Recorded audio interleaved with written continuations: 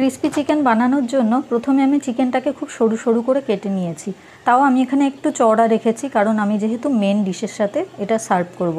যদি কেউ স্টার্টার হিসাবে বানাতে চান ক্রিস্পি চিকেন, তখন কিন্তু আরও সরু করে কেটে নিতে হবে। এরপর 1 চামচ ভিনিগার, লবণ আর 2 চামচ আদা রসুন পেস্ট দিয়ে ভালো করে ম্যারিনেট করে আধ ঘন্টা রেখেছিলাম।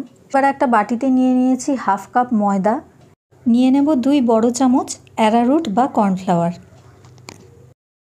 বড় 1 চামচ গোলমরিচ গুঁড়ো, স্বাদ মতো লবণ আর হাফ চামচ খাবার সোডা দিয়ে সব কিছু ভালোভাবে মিশিয়ে নেব। এবার অল্প জল দিয়ে একটু গুলে নিয়ে একটা ডিম ফাটিয়ে এর মধ্যে দিয়ে দেব। ভালো করে ডিমটা এর সাথে মিশিয়ে নেব। সব কিছু ভালোভাবে ফেটিয়ে একটা স্মুথ ব্যাটার তৈরি করব। চিকেনের একটা পিস দিয়ে দেখে নেব, গায়ে এরকম যদি কোটিং তৈরি হয় তাহলে বুঝবেন ব্যাটারটা একদম ঠিকঠাক গোলা হয়েছে। ফ্রাই প্যানে তেল গরম হলে পরে চিকেনের পিসগুলো ব্যাটারে ডুবিয়ে এক এক করে সব ভেজে নেব। চিকেনের পিসগুলো ক্রিস্পি হওয়ার জন্য আগে হালকাভাবে ভেজে নিয়ে একবার তুলে রেখে দেব।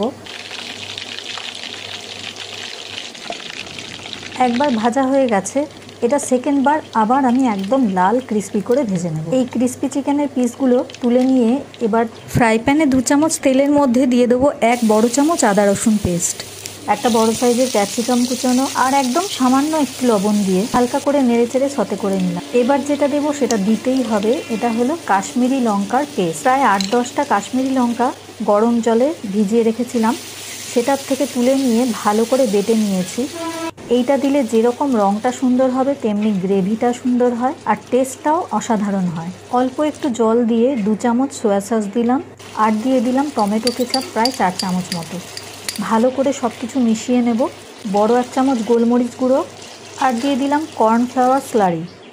যেহেতু 2 চামচ পরিমাণ সয়া সস দিয়েছি তাই এর মধ্যে এক্সট্রা আর কোনো লবণ দেব না।